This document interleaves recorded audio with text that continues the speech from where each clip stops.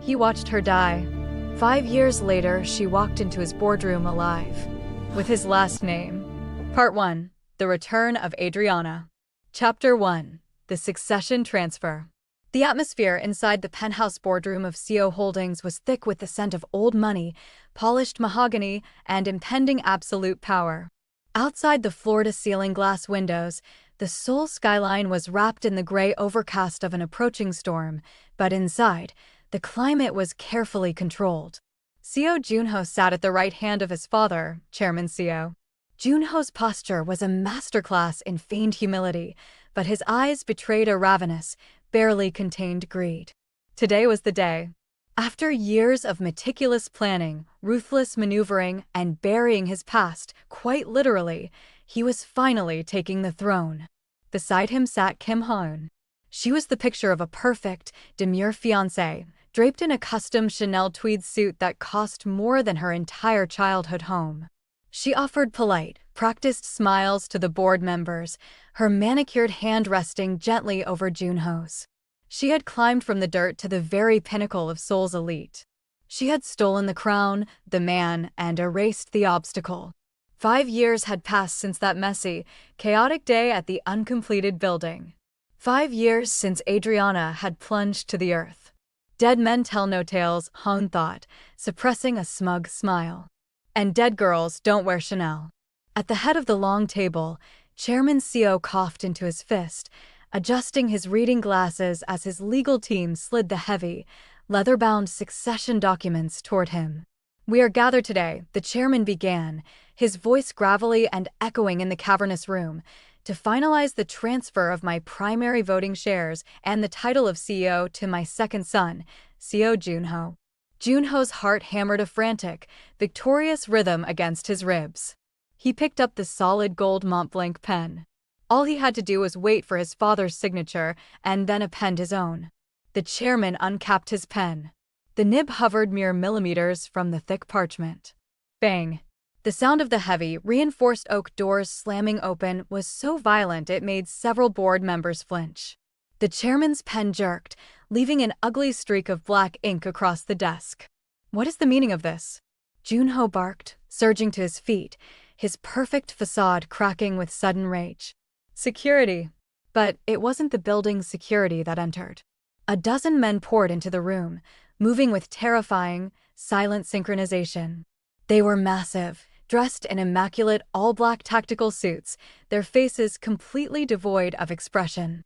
They fanned out, lining the walls and blocking the exits in a matter of seconds. Elite mercenaries, not corporate guards. A suffocating silence descended over the boardroom. The air grew instantly colder. Then, the rhythmic, sharp clack of stiletto heels echoed from the marble hallway outside. Every eye in the room locked onto the doorway. A woman stepped over the threshold, and the entire room seemed to hold its breath. She was a vision of devastating, lethal elegance. She wore a tailored, crimson-red blazer draped over her shoulders like a queen's mantle, over a crisp black silk blouse and perfectly fitted trousers. The rich, dark brown skin of her face and neck practically glowed under the expensive boardroom chandeliers, flawless and striking against the bold colors of her outfit. But it was her face that turned the blood in Joon-ho's veins to absolute ice. Joon-ho's gold pen slipped from his fingers, clattering loudly against the mahogany table. His breath hitched in his throat, a pathetic, strangled sound escaping his lips. Beside him, Ha-eun's perfect smile shattered. All the color violently drained from her face, leaving her looking sickly and hollow. Her hands began to tremble so violently that her diamond engagement ring clinked against the glass of water in front of her. It was impossible. It had to be a hallucination. A stress-induced nightmare. The woman walking toward them with the grace of an apex predator had the exact same face as the woman they had thrown away like trash 5 years ago. Adriana. But this wasn't the naive, brightly smiling girl who trusted too easily and loved too blindly. The woman before them had eyes as cold and empty as a frozen lake. There was no warmth in her gaze and no recognition. She carried herself with an aura of untouchable supremacy that commanded the room to bow. She didn't even look at Joon-ho or Ha-eun. She walked straight past their frozen, terrified figures, her perfume a sharp, intoxicating blend of dark vanilla and smoke, drifting over them. One of the elite guards immediately stepped forward, pulling out an empty leather chair directly opposite the chairman. She sat down, crossing one long leg over the other, resting her chin on her hand as she surveyed the room of terrified, confused executives. "Who?" Chairman Seo started, his voice completely stripped of its usual authority. "Who let you in here? What is the meaning of this interruption?" The woman tilted her head, a small, polite, yet entirely lifeless smile playing on her lips. Chairman Seo clearly didn't remember her. "My apologies for the dramatic entrance, Chairman Seo," she said. Her voice was smooth, melodic, but carrying an undercurrent of steel. "But I was informed that a major transition of power was happening today. It would be highly inappropriate for the largest private shareholder of Seo Holdings to be absent from such a historic moment." Joon-ho gripped the edge of the table, his knuckles turning white. His mind was spiraling into a chaotic frenzy of panic. "It's her. But how? She was clearly thrown into that river. How did she survive?" Welcome back to Afro-Korean Diaries, everyone. I know we are all holding our breath and dying to find out exactly what would happen next, or who the lady who just pulled off this ultimate boss move is. But before we find out, please take a quick second to smash that subscribe button and drop a like on this video. Your support means everything and keeps this channel growing, so we can bring you more of this juicy drama. Done? Awesome. Now let's get right back to the boardroom. Adriana. Joon-ho choked out, the name tearing from his throat before he could stop it. The woman slowly turned her head toward him. Her dark eyes locked onto his pale, sweating face. She looked at him the way one might look at a smudge on a window, with mild, detached irritation. "Excuse me," she asked softly. "Adriana." Ha-eun suddenly shrieked, losing her mind completely. She shot up from her chair, pointing a trembling, accusatory finger at the woman. "You're dead. How are you here?"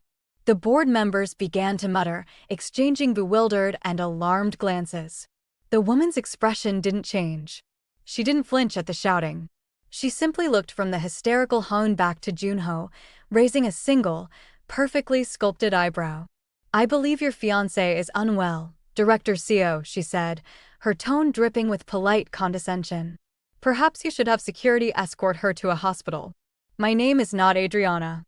She leaned forward, resting her elbows on the mahogany table, intertwining her fingers.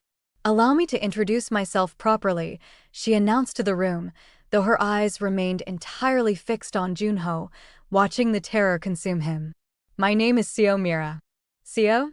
Chairman Seo repeated, his brow furrowing deeply. "There are no other branches of the Seo family involved in this company. Who are you representing?" Before she could answer, the temperature in the room plummeted once more. The heavy doors, which had remained open, darkened as a tall shadow fell across the threshold. "She is representing me, father." The voice was a low, resonant baritone that sent a collective shiver down the spines of the board members. Joon-ho's head whipped toward the door, his eyes widening to the point of tearing. No. No, no, no. Stepping into the boardroom was a man who needed no introduction in the corporate underworld of Seoul. Seo Min-jun. He was the chairman's eldest son, the exiled heir. He was devastatingly handsome, with sharp, aristocratic features and cold, piercing eyes that missed nothing. Clad in a tailored, jet-black suit that emphasized his broad shoulders and towering height, he radiated a dark, suffocating power. He was known as the most ruthless, untouchable bachelor in the country, a man whispered to be entirely devoid of human emotion, a man who crushed his enemies without a second thought. Min-jun walked into the room, his presence alone commanding absolute submission. He ignored his father. He ignored his stammering, terrified younger stepbrother. He ignored the trembling woman who had helped orchestrate the worst betrayal imaginable. He walked directly to the woman sitting at the table. To the absolute shock of everyone present, the ruthless, cold-blooded Seo Min-jun reached out and gently rested his hand on Mira's shoulder. The gesture was fiercely possessive, yet startlingly tender, a stark contrast to the monster everyone believed him to be. Mira leaned into his touch for a microsecond, a silent communication passing between them, before she resumed her flawless, icy posture. Min-jun, the chairman, gasped, recovering from his shock. What is this? What are you doing here? You walked away from this company years ago. I walked away because you ruined the family, father, Min-jun replied smoothly, his eyes finally lazily drifting to the old man. And now I have returned to claim what is rightfully mine. Joon-ho slammed his hands on the table. You have no claim. Father is signing the company over to me. It's done. Min-jun offered his brother a slow, mocking smile that didn't reach his eyes. Is it? The ink isn't dry, little brother. In fact, the pen isn't even in his hand. Min-jun turned his attention back to his father, his voice ringing with absolute, undeniable authority. 5 years ago, when you tried to force me to marry for political gain, you made a very public, legally binding stipulation in the family trust.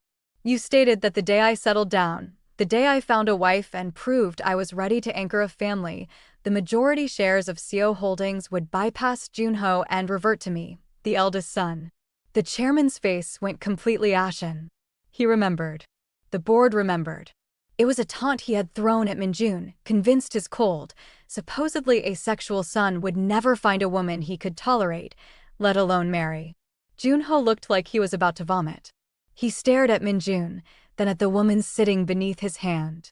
No, he whispered, his reality fracturing into a million jagged pieces. Min-jun's hand tightened affectionately on Mira's shoulder. Allow me to formally introduce my wife to the board, Min-jun said, his voice echoing in the dead silence of the room. He looked down at Mira, his eyes softening in a way the world had never seen, before snapping back to Joon-ho with the ferocity of a wolf. Seo Mira, the new matriarch of the Seo family. And as of this moment, your new boss. Mira finally looked directly at Ha-eun, who was weeping silently in her chair, her nails digging into her own palms until they bled. Mira offered her former best friend a small, lethal smile. I look forward to working with you all, Mira said softly. I have a feeling we are going to become very closely acquainted. The trap was sprung. The cage was locked. And the ghosts of the past were very much alive, and they were hungry. She came back from the dead, took the throne, the name, and the mansion, and we are only just getting started. If this story is already living rent-free in your head, subscribe so you never miss a single episode. Share this with your most dramatic friend, you know exactly who. Like this video and drop Seo Mira in the comments if you are obsessed. Now let's continue. Chairman Seo stared at the heavy parchment, the silence in the boardroom so absolute it felt like a vacuum. His eyes flicked from the solid gold Montblanc pen bleeding ink onto the desk, to the terrifying, towering figure of his eldest son, and finally to the stunning woman with rich, glowing dark brown skin sitting with the casual authority of an empress. Seo Min-jun had outplayed him. The contract he had drafted years ago out of pure spite, the one demanding his cold, untouchable son marry to inherit, was now a loaded gun pointed directly at his own chest. Father, no. Joon-ho shrieked, the perfectly manicured facade of the golden boy disintegrating into raw, unadulterated panic.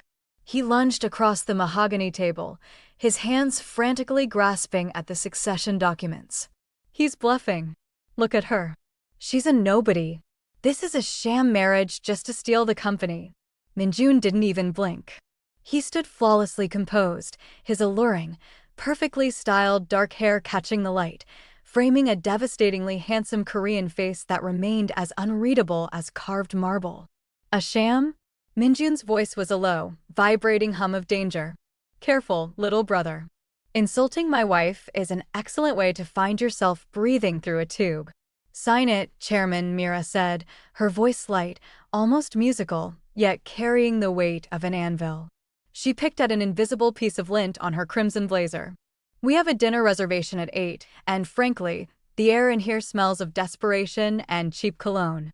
I'd like to leave. Joon-ho dropped to his knees right there on the imported Persian rug, grabbing his father's tailored pant leg. Father, I am your loyal son. I did everything you asked. You cannot give him my company.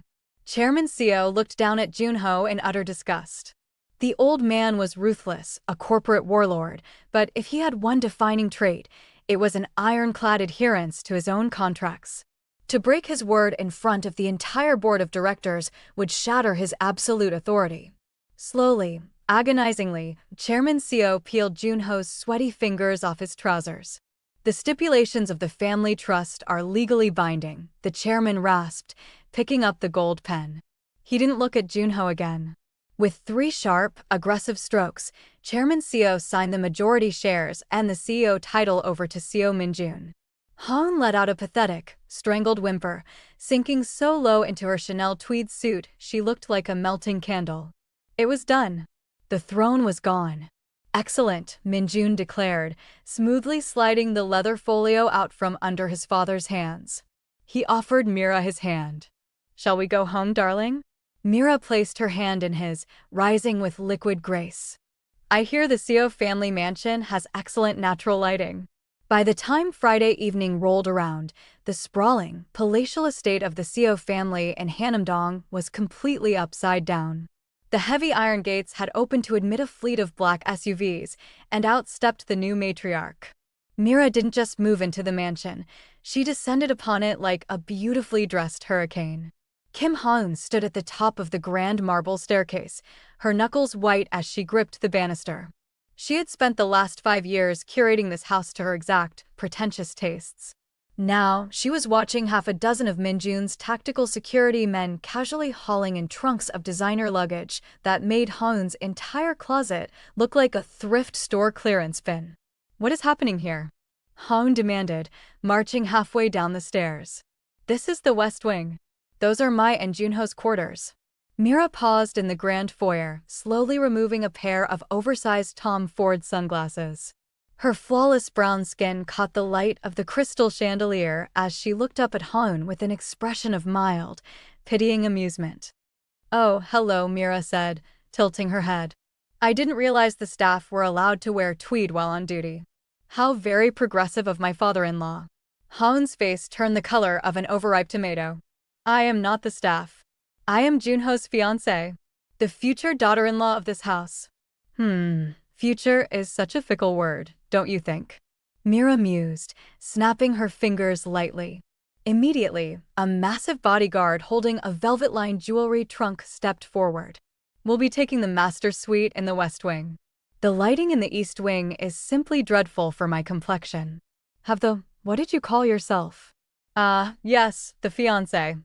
Have her belongings moved to the guest rooms near the kitchen. I prefer my in-laws lightly marinated in the scent of garlic and humility." "You can't do this." Ha-eun shrieked, her voice echoing off the vaulted ceilings.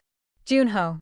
Joon-ho emerged from the library, looking exhausted, his tie undone and a glass of scotch trembling in his hand.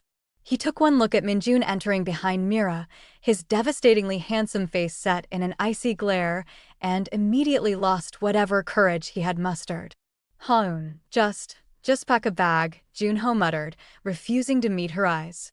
The first night in the house set the stage for Mira's reign of absolute, hilarious terror.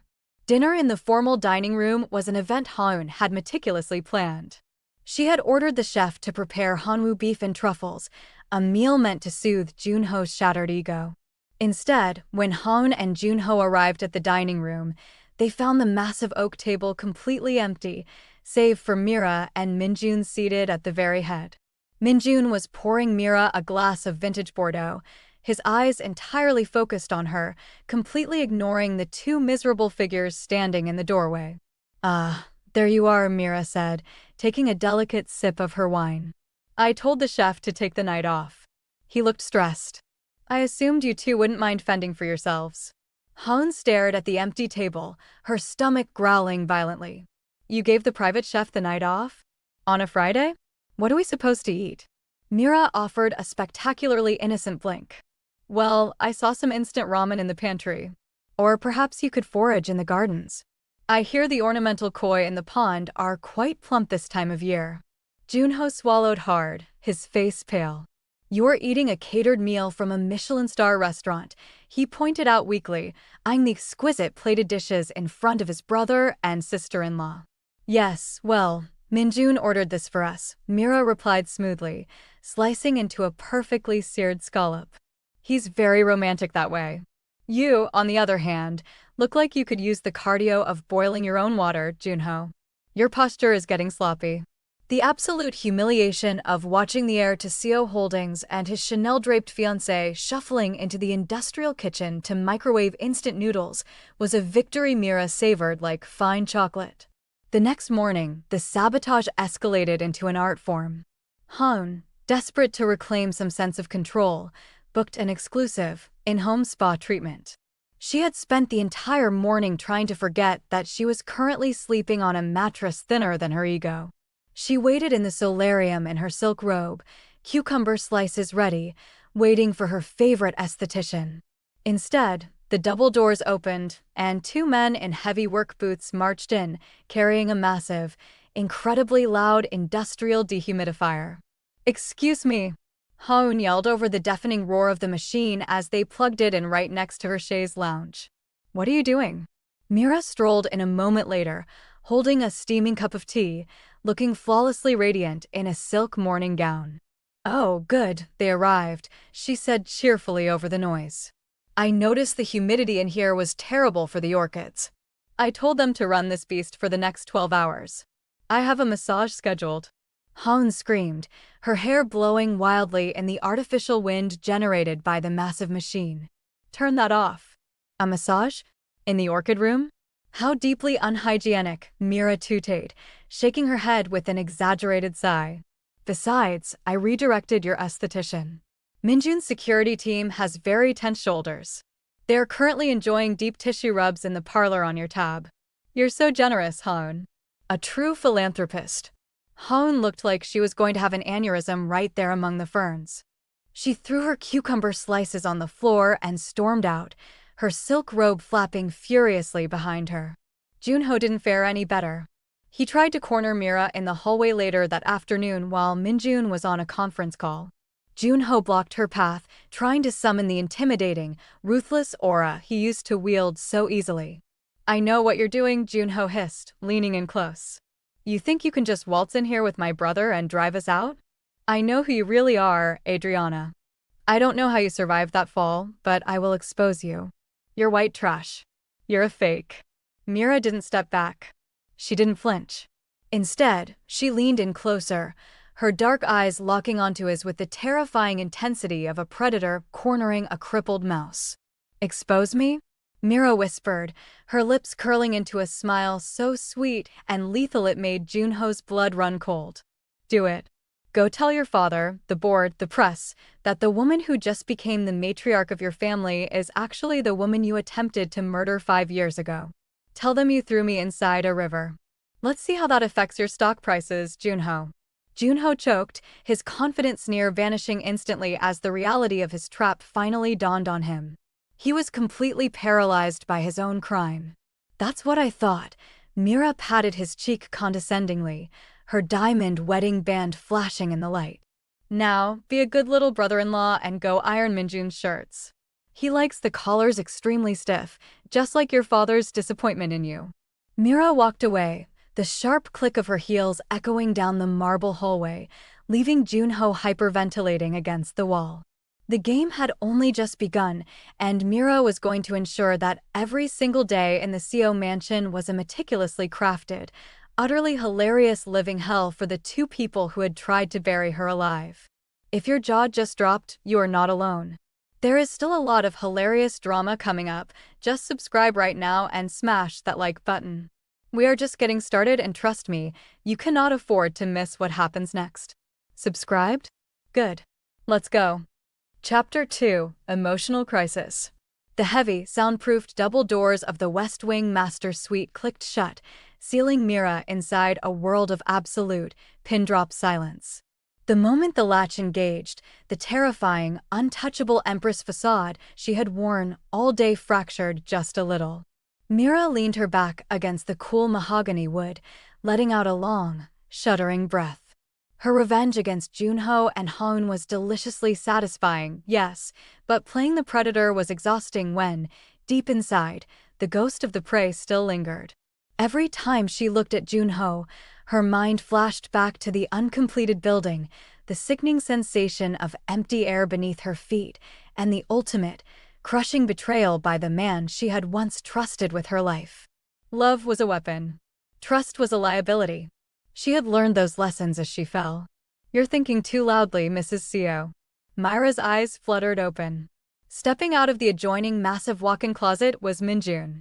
He had discarded his suit jacket and unbuttoned the top 2 buttons of his crisp white shirt, the silk tie hanging loose around his neck.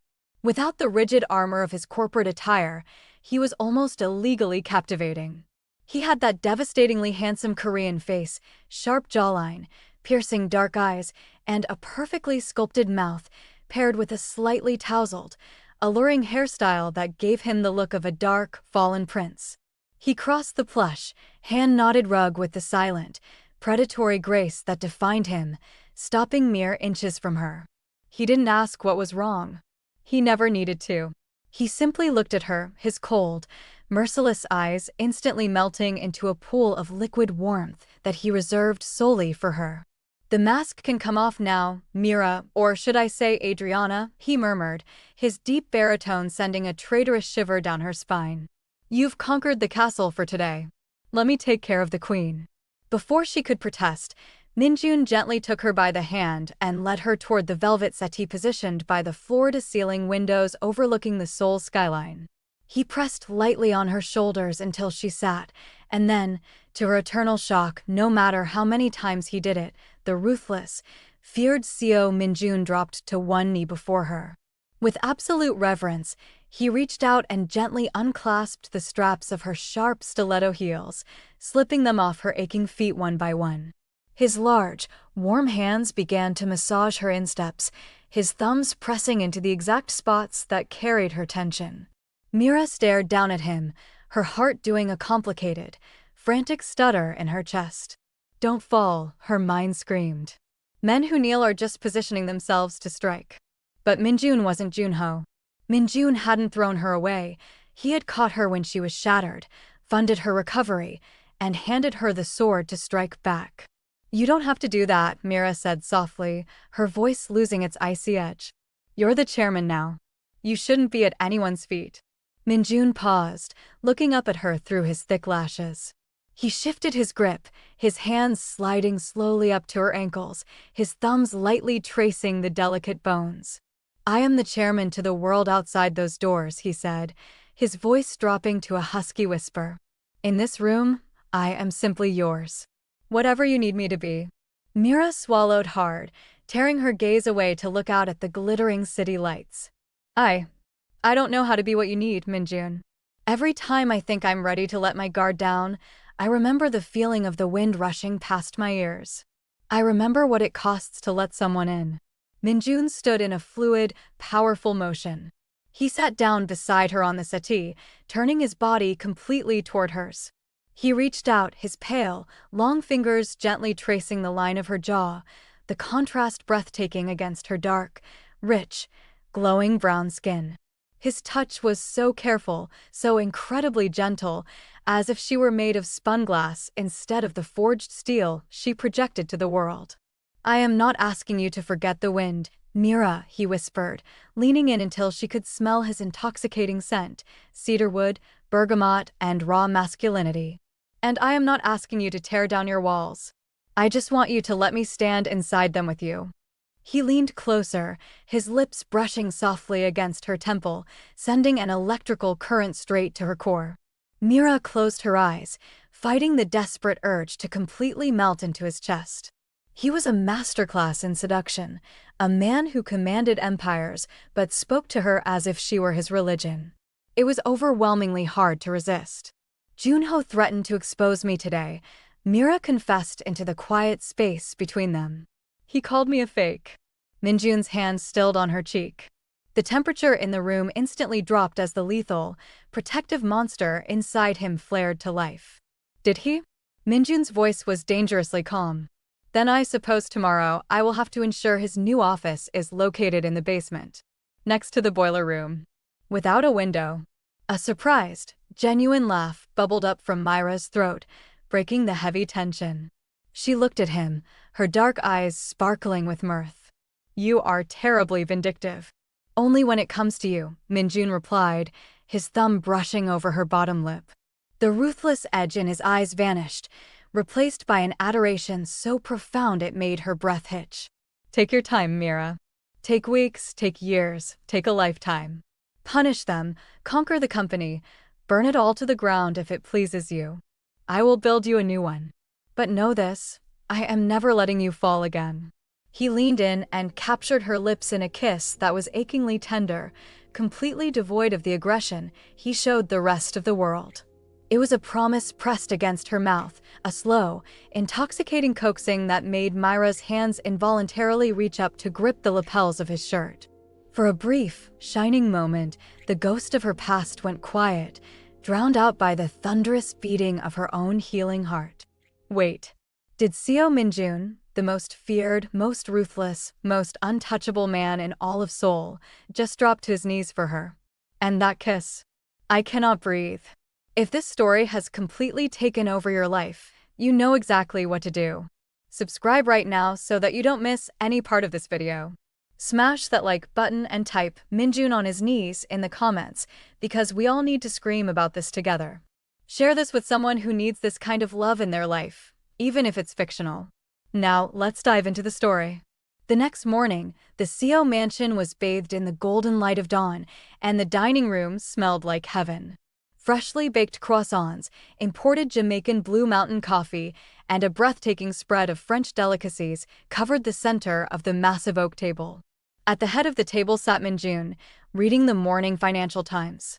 He wore a crisp, tailored black dress shirt that accentuated his broad shoulders, looking every inch the ruthless corporate king. Beside him, Mira was the picture of devastating morning elegance, draped in a silk emerald green robe that contrasted flawlessly with her rich, glowing brown skin. She was delicately buttering a croissant, humming a cheerful little tune. The serene, domestic bliss was abruptly shattered by the sound of furious, stomping footsteps. Ha-eun dragged herself into the dining room, looking like a woman who had spent the night fighting a wild animal. The industrial dehumidifier Mira had placed in the orchid room had done its job flawlessly. The air in the east wing had been so thoroughly stripped of moisture that Ha-eun's usually perfect, bouncy hair was ecstatic-filled, frizzy nightmare standing practically on end. Her eyes were bloodshot, and the heavy bags under them were visible from across the room. Joon-ho trailed behind her, looking equally wrecked.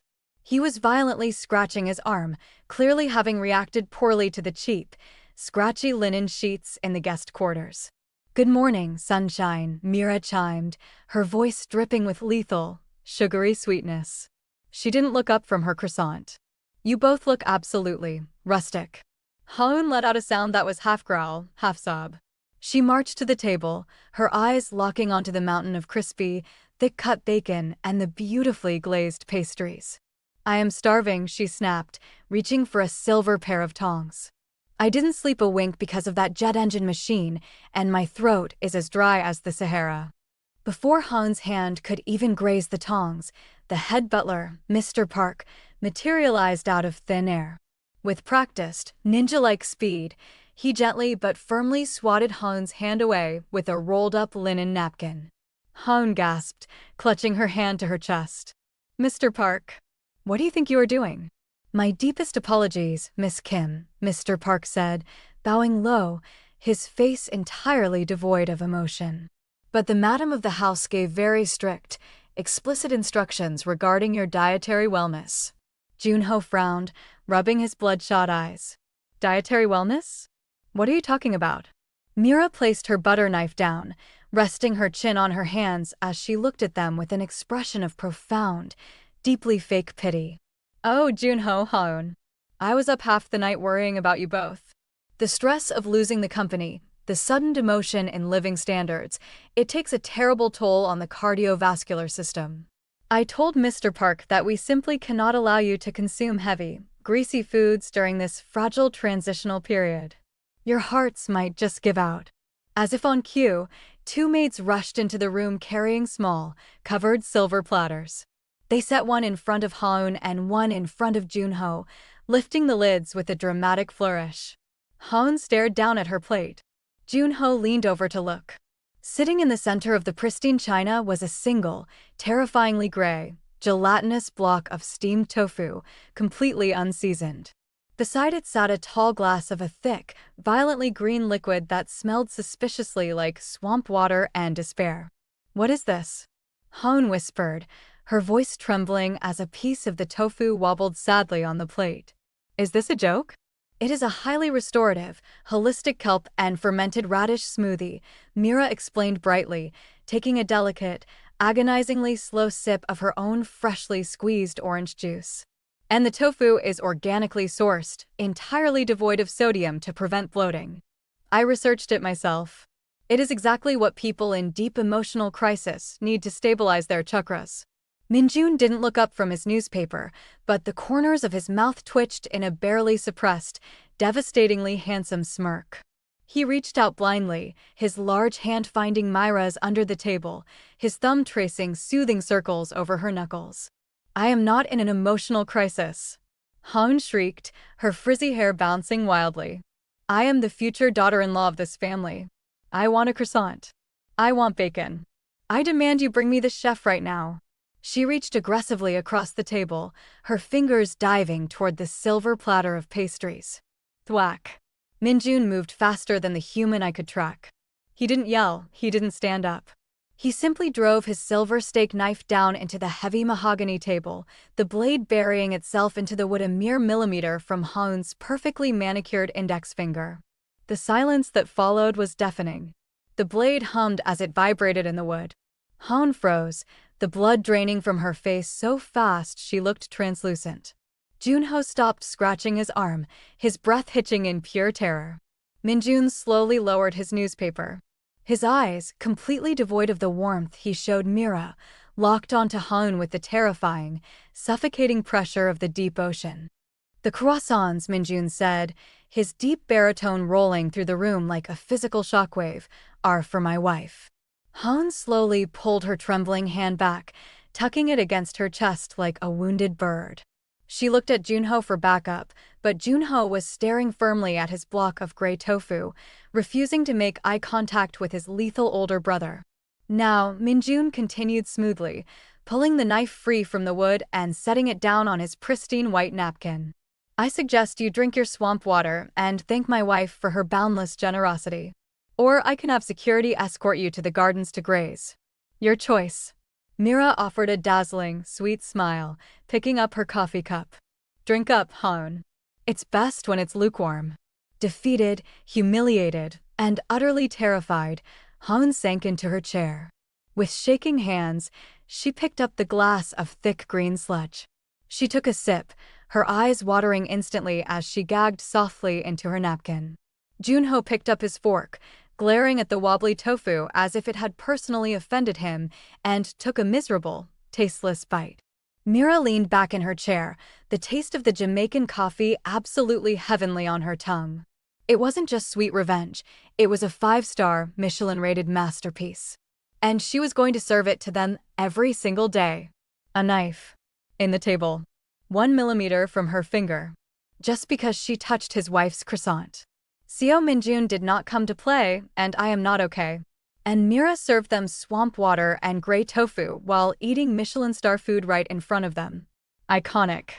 The revenge era has fully begun, and it is everything. If you are living for this story, subscribe right now. Chapter 3 is going to be even more unhinged, and you cannot miss it. Drop "the croissants are for my wife" in the comments, because that line just entered the Hall of Fame. Like, share, and come back for more. We are only getting started. Chapter 3. Dinner Hilarious Drama. The air inside Maison de Rêve, Cheongdam-dong's most exclusive, invitation-only boutique, smelled of white lilies, new money, and pure, unfiltered arrogance. Ha-eun practically lunged out of her downgraded town car, adjusting the oversized, ridiculous Dior sun hat she was wearing indoors just to hide her dehumidifier-ravaged, frizzy hair. She needed this win desperately. She was scheduled to meet the ladies of the board, the vicious, gossiping wives of Seo Holdings' top directors, for a private champagne fitting. If they smelled even a drop of blood in the water, she was socially dead. Ha-eun stormed into the VIP lounge, pasting on her signature, haughty smile as the other women turned to greet her. The champagne was already flowing. Immediately, Ha-eun's eyes locked onto the absolute masterpiece of the season, a custom, one-of-a-kind, diamond-encrusted emerald silk gown displayed in the center of the room. The price tag was a cool $400,000. Buying it would instantly silence the whispers that Joon-ho had lost the company. It was the ultimate, undeniable flex of power. "I'll take it," Ha-eun announced loudly, ensuring every single woman in the room heard her. She waved the boutique manager over with a practiced, dismissive flick of her wrist. "Don't even bother wrapping it. I'll wear it out. Put it on the Seo family black card." The manager, a man who usually practically kissed her shoes, walked over with his tablet, looking physically ill. He tapped the screen once, then twice. A loud, obnoxious red beep echoed through the painfully quiet boutique. The classical music playing from the hidden speakers seemed to abruptly halt. "Ma'am," the manager stammered, sweat beading on his forehead. It's declining." The ladies of the board gasped in perfect, terrifying unison, their Botoxed faces freezing in utter shock. Ha-eun's stomach violently plummeted to the marble floor. The heat of 1,000 suns rushed into her cheeks. "Try it again," she hissed, her left eye developing a frantic twitch. "That is a limitless corporate account. Do you know who I am?" It was limitless, a smooth, fiercely melodic voice echoed from the mezzanine staircase above. Every head in the room snapped upward. Descending the glass steps was Mira, radiating an absolute, heart-stopping dominance. She wore a tailored white Tom Ford suit that starkly contrasted with her rich, glowing dark brown skin, making her look like a modern-day, untouchable goddess. She trailed a manicured hand down the banister, a dangerously amused, lethal smile playing on her lips. The diamonds at her throat caught the chandelier light, blinding everyone in the room. Ha-eun's jaw unhinged. "What are you doing here?" she shrieked, her carefully curated high society voice cracking into a desperate screech. Mira reached the bottom of the stairs, smoothly accepting a fresh glass of vintage champagne from a trembling waiter without even looking at him. "Shopping, darling," Mira purred, strolling directly into the circle of terrified socialites. "And managing the family finances. You see, ladies, my husband Min-jun realized leaving his younger brother's fiancé with an unsupervised corporate card was a terrible fiscal liability. So, I took the liberty of adjusting your limit this morning." Ha-eun's hands began to shake so violently she nearly dropped her designer purse. "Adjusted to what?" Mira took a delicate, agonizingly slow sip of her champagne, her dark eyes sparkling with wicked delight. $50. A month. I believe that generously covers emergency bus fare, a generic brand of chapstick, and perhaps a very modest vending machine snack if you budget correctly." The ladies of the board erupted into poorly muffled, high-pitched snickers, hiding their cruel smiles behind their crystal flutes. The humiliation hit Ha-eun like a physical blow. Her entire social empire was burning to the ground in a matter of seconds, and Mira was roasting marshmallows over the flames. But Mira wasn't finished. She handed her half-empty glass back to the waiter and gestured lazily toward the diamond-encrusted emerald gown Ha-eun was still standing fiercely in front of. "Manager," Mira commanded, her voice ringing with the absolute authority of the Seo matriarch. "Wrap that gown up for me. Send it to the master's suite at the mansion." "No." Ha-eun lunged forward, physically throwing her arms over the mannequin to protect the dress. "I claimed it first. You can't do this." Mira stepped directly into Ha-eun's personal space. The scent of dark vanilla and smoke wrapped around Ha-eun's throat like a vice. Mira's smile vanished, replaced by the terrifying, cold-blooded intensity of an apex predator. "You see a lot of things that don't belong to you, Ha-eun," Mira whispered softly, so only the two of them could hear. "But I take them all back." Ha-eun scrambled backward as if she had been burned, her knees knocking together in pure terror. Mira turned back to the crowd, the brilliant, fake smile instantly reappearing on her face. "In fact, manager, my sister-in-law seems to be completely parched, and it looks like it might rain." Please fetch her a complimentary glass of tap water and that yellow polyester poncho from your lost and found bin. We simply cannot have her catching a chill while waiting for the city bus." The boutique manager bowed so low his nose nearly touched his knees. "Right away, Madam Seo."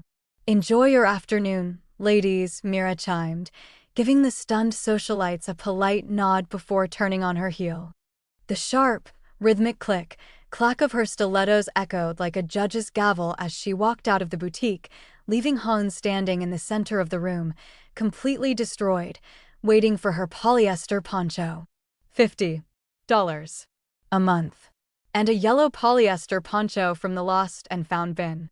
Mira just walked into that boutique like a goddess, took the dress, canceled the card, and sent Ha-eun home on the bus, all before finishing her champagne.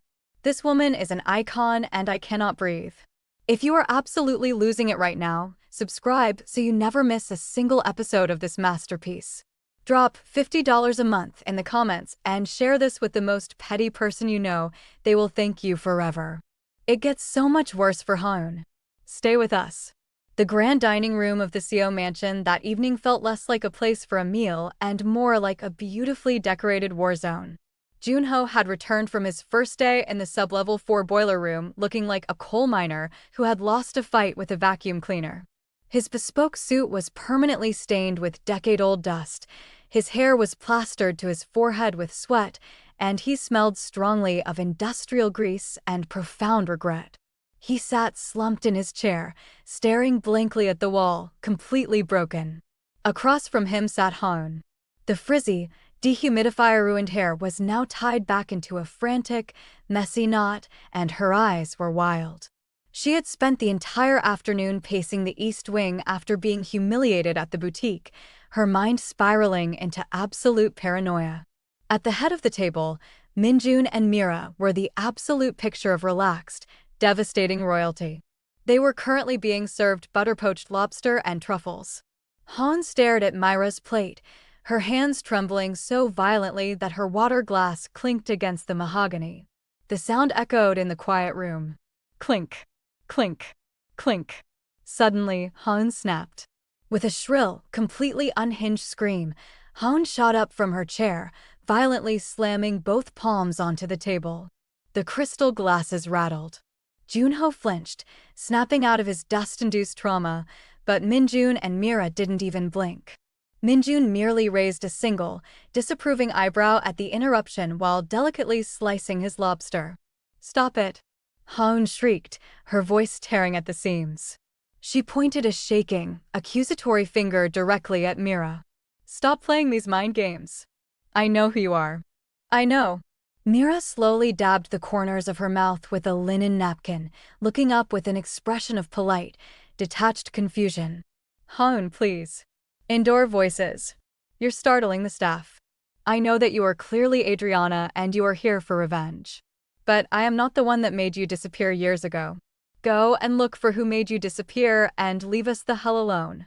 Ha-eun screamed, tears of pure hysteria streaming down her face, ruining her makeup. Joon-ho choked on his own breath, his eyes widening in sheer panic. "Ha-eun, shut up," he hissed, terrified that she might expose what they did 5 years ago out of anger. But Ha-eun was entirely past the point of reason. "Tell me, did you make a deal with the devil? How is it that you are alive? Or did you fake your own death?" The room fell dead silent. Min-jun slowly set his silver knife down. The temperature in the room instantly plummeted to sub-zero. He looked at Ha-eun with eyes so profoundly devoid of mercy that she physically took a step back, her breath hitching in her throat. But before Min-jun could verbally eviscerate her, Mira let out a soft, sympathetic sigh. "Min-jun, darling," Mira murmured, reaching out to gently touch her husband's arm. She looked at Ha-eun with an expression of deep, incredibly insulting pity. "I believe your brother's fiancé is suffering from a severe psychotic break. The stress of losing the family fortune has completely fractured her mind." "I am not crazy," Ha-eun shrieked, gripping her own hair. "You are Adriana. You used to wear my hand-me-downs." Mira tilted her head, her dark eyes wide and thoroughly innocent. "Adriana? Who on earth is Adriana?" "Joon-ho, did you have another mistress hidden away before Ha-eun?" It seems she's projecting some sort of repressed guilt onto me. I. Joon-ho stammered, his brain completely short-circuiting between the trauma of the audit room and his fiancé's total meltdown. Ha-eun, Mira said, her voice dropping into a smooth, soothing tone that was absolute psychological torture. My name is Seo Mira. I grew up in Paris. I met Min-jun in Geneva. You are hallucinating because your conscience, if you have one, is rotting your brain. Mira turned gracefully to the head butler, who was standing completely still in the corner. Mr. Park, please compile a list of highly rated psychiatric facilities in the Swiss Alps. It seems Miss Kim requires a prolonged, heavily medicated vacation, preferably in a padded room. Right away, madam. Mr. Park bowed without missing a beat. Ha-eun let out a wounded, guttural sob. She looked at Mira's flawless, wealthy, untouched perfection, and then at Joon-ho's greasy, defeated posture. The gaslighting was so absolute, so flawlessly executed, that for a split second, Ha-eun actually questioned her own sanity. With a dramatic wail, she turned and fled the dining room, her footsteps echoing frantically down the hall. Mira picked her wine glass back up, her lips curving into a brilliantly wicked smile. Well, that was invigorating. Min-jun let out a low, rumbling chuckle that vibrated straight through Mira's chest. He looked at his wife with a gaze so heated and intensely proud it could have melted the silver off the table. You are a terrifying creature, Mrs. Seo, Min-jun murmured, his eyes sweeping over her rich, glowing dark brown skin, illuminated perfectly by the chandelier. And I have never been more obsessed with you. Min-jun stood up from the table, completely ignoring his younger brother, who was now weeping silently into his empty plate. Min-jun extended his hand to Mira. Come with me, he commanded softly. I have something for you. A padded room in the Swiss Alps. Mr. Park didn't even blink. And Min-jun watching the whole thing like a proud king while slicing his lobster? The way these two operate as a unit is everything. But wait, where is he taking her? And what is in that box? You already know you need to keep watching. Subscribe right now and turn on your notifications because this chapter is about to go from hilarious to absolutely cinematic. Drop MR. Park didn't blink in the comments if you are obsessed with this story. Like and share, we are just getting to the good part.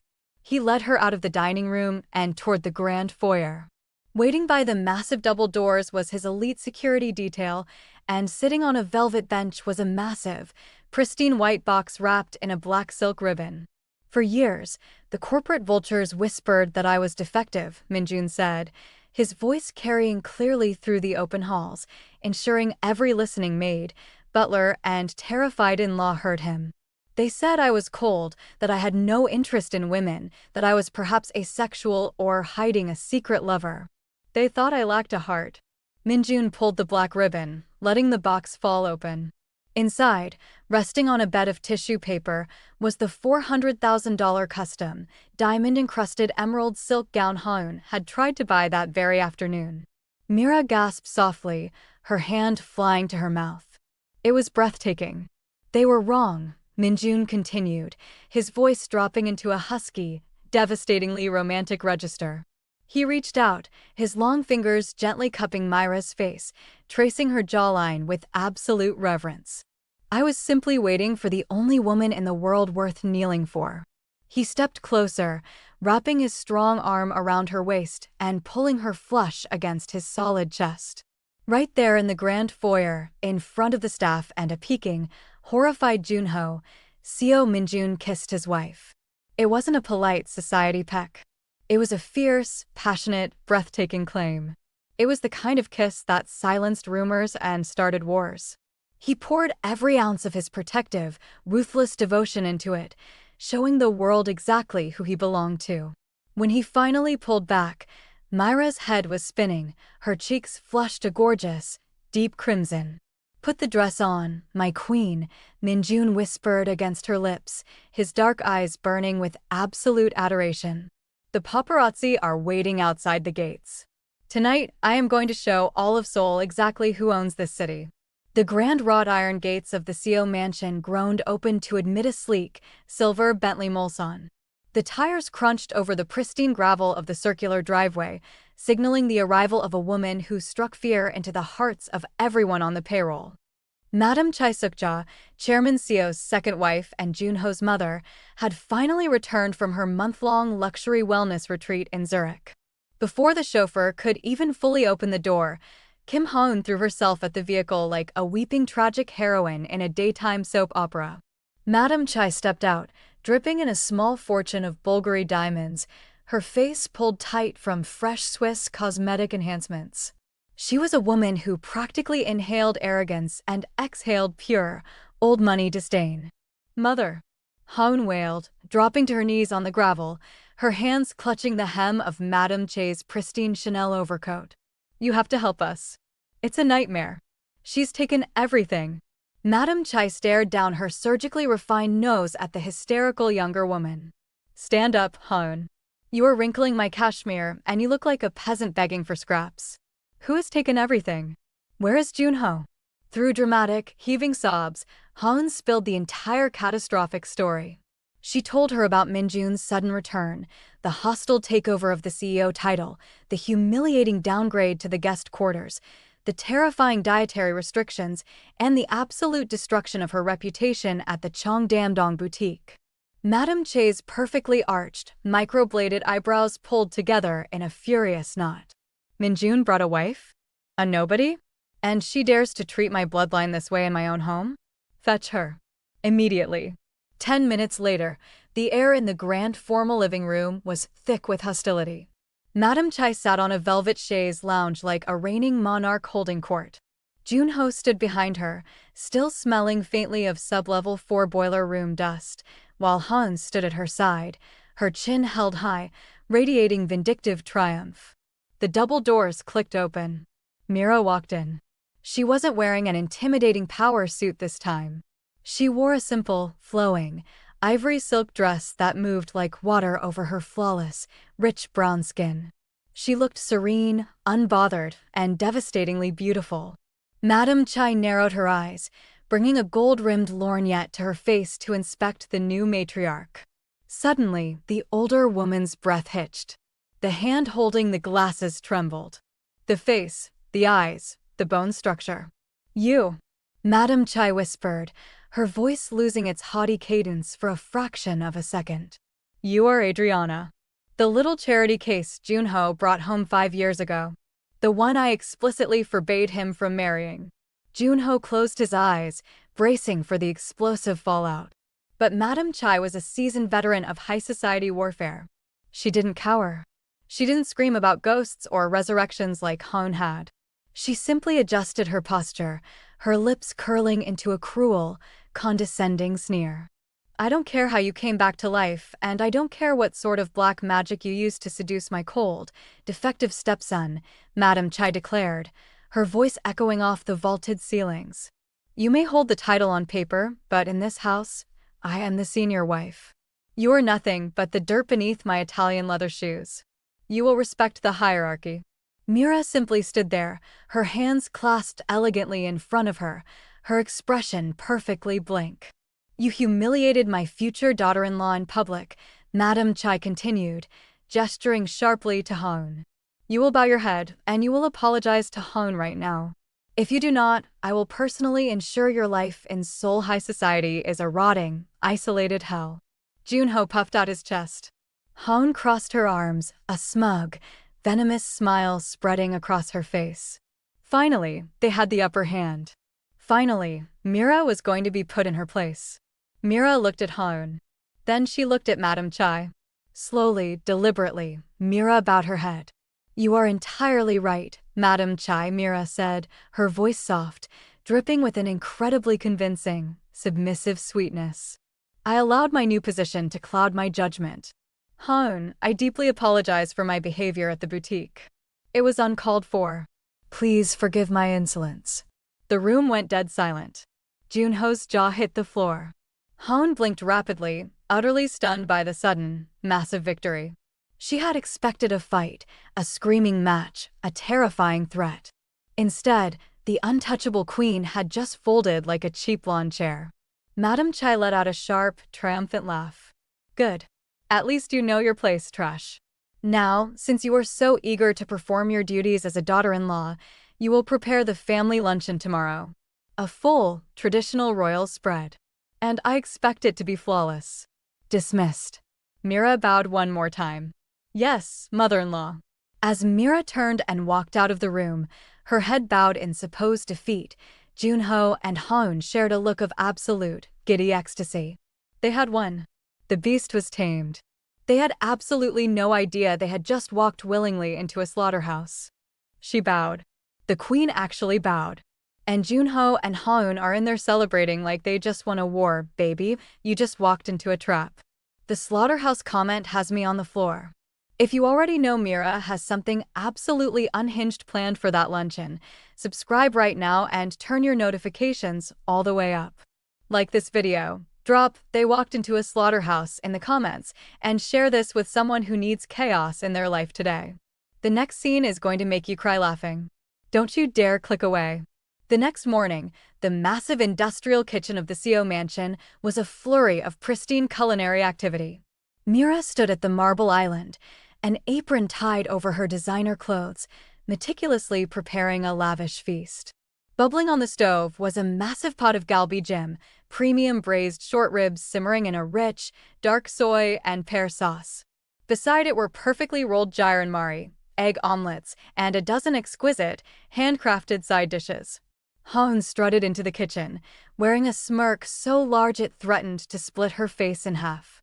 She had volunteered to supervise the cooking, but in reality, she was carrying a tiny, unmarked glass vial in the pocket of her cardigan. It was a highly concentrated, veterinary-grade laxative, the kind used to clear the bowels of racehorses. It was colorless, tasteless, and completely devastating.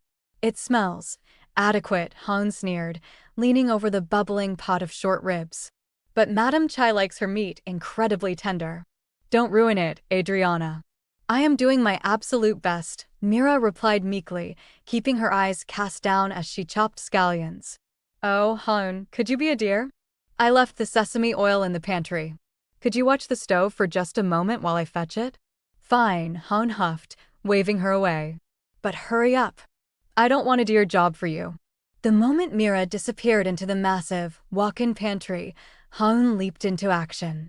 Moving with frantic, villainous speed, she grabbed a small, pristine porcelain serving bowl and quickly scooped out a generous portion of the pure, untainted galbi jim for herself, hiding it behind the microwave. Then, pulling the tiny glass vial from her pocket, Ha-eun uncorked it and dumped every single drop of the hyperlaxative directly into the main, bubbling pot of meat. She grabbed a wooden spoon and stirred it frantically, watching the liquid dissolve into the rich brown sauce. Take that, you arrogant witch, Ha-eun thought, suppressing a wicked giggle. Let's see Min-jun kiss you when you're violently weeping on a toilet bowl. I found it, Mira chimed, stepping back into the kitchen with the sesame oil. Ha-eun spun around, innocently leaning against the counter. Took you long enough. Plate the food. Mother is waiting. Right away, Mira smiled. What Ha-eun didn't know was that Mira didn't need sesame oil. She needed a moment to check the live feed on her phone.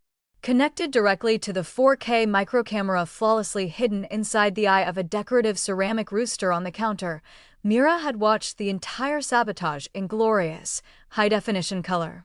As Ha-eun confidently turned her back to text Joon-ho the good news, Mira moved with the silent, terrifying speed of an assassin. She didn't just plate the food. She played a masterful game of culinary musical chairs. She took Ha-eun's hidden, safe bowl and seamlessly swapped it with a heavily spiked portion.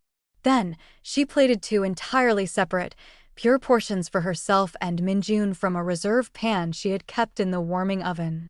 The trap was fully set. The timer was ticking. The atmosphere in the grand dining room was suffocatingly tense. The crystal chandeliers gleamed overhead as the family sat around the massive mahogany table. Chairman Seo sat at the head, looking grumpier than usual. Madame Chai sat to his right, Joon-ho and Ha-eun next to her. On the left sat Min-jun, looking dangerously handsome in a tailored navy suit, and Mira, the picture of demure perfection. Let us eat, Chairman Seo grunted, picking up his silver chopsticks. The family descended upon the galbi jim.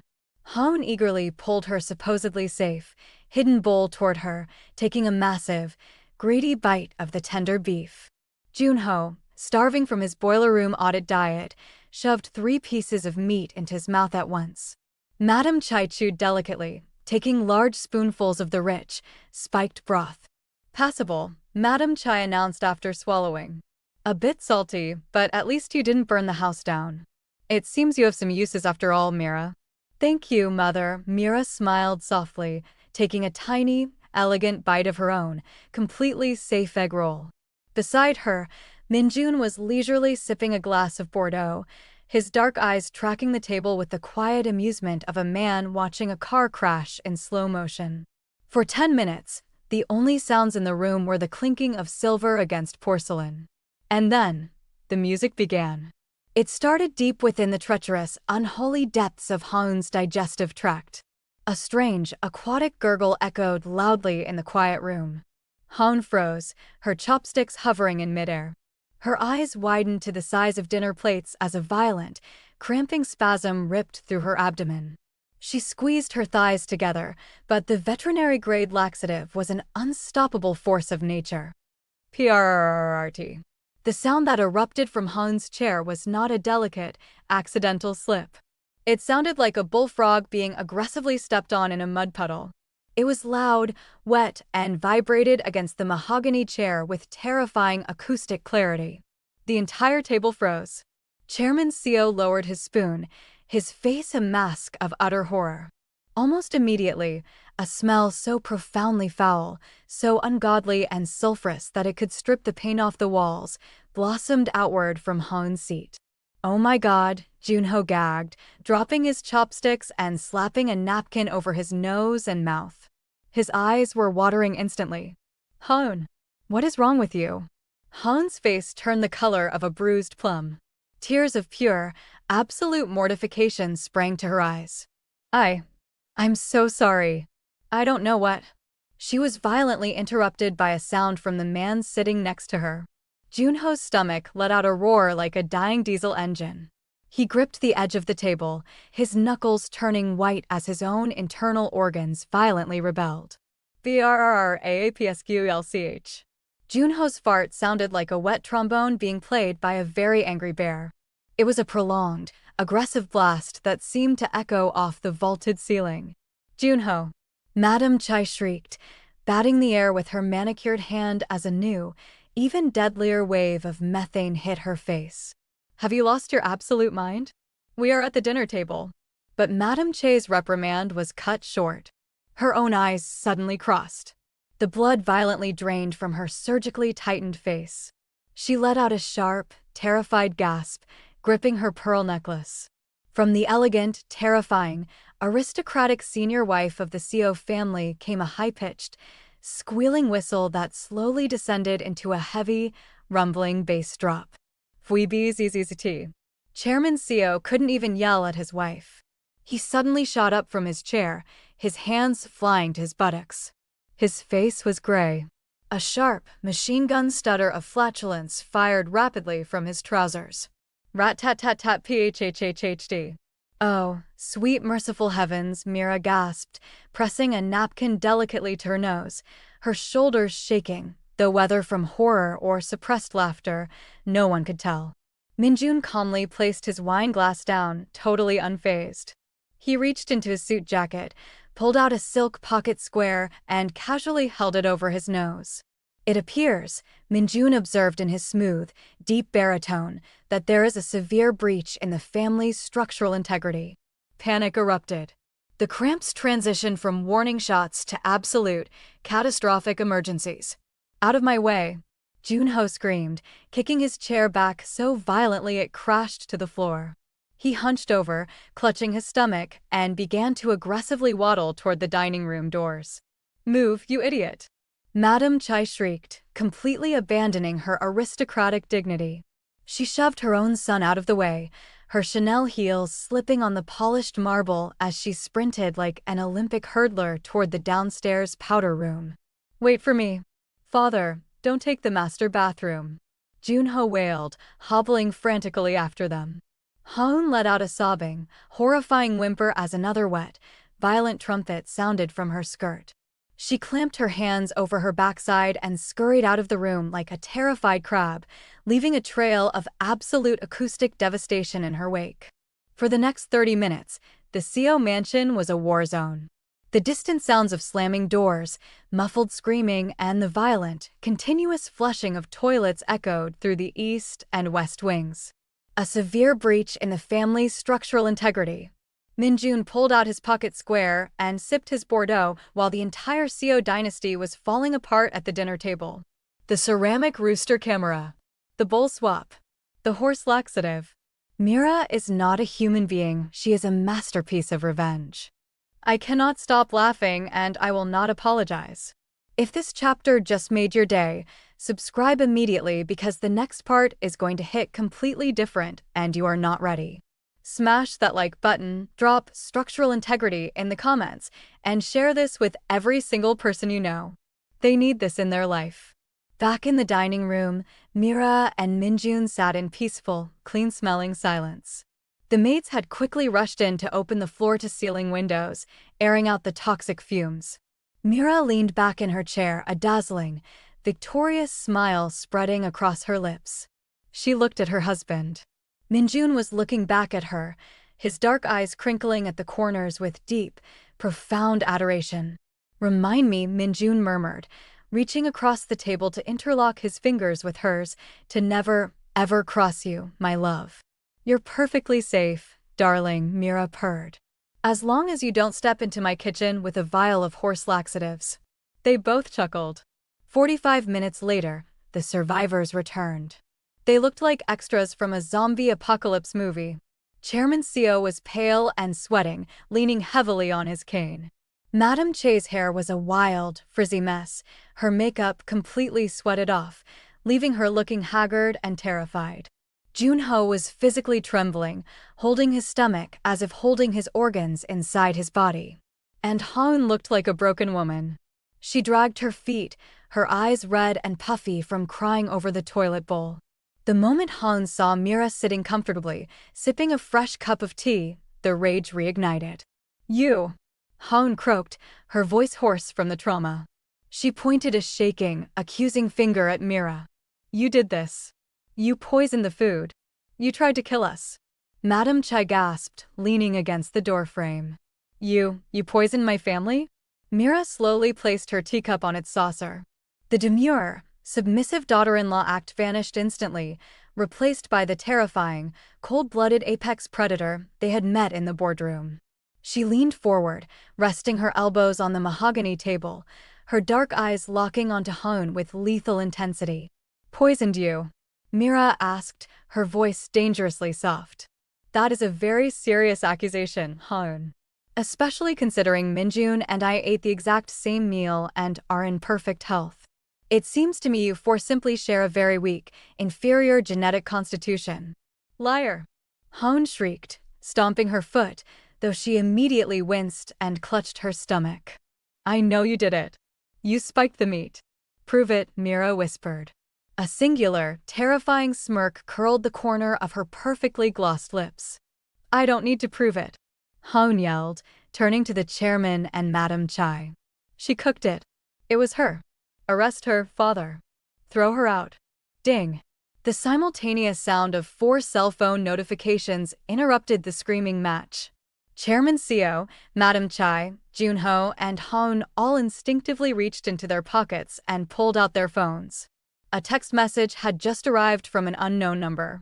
Attached to it was a high-definition video file. With trembling fingers, Joon-ho tapped play. The crystal-clear video filled their screens. It showed the kitchen, 10 minutes before lunch.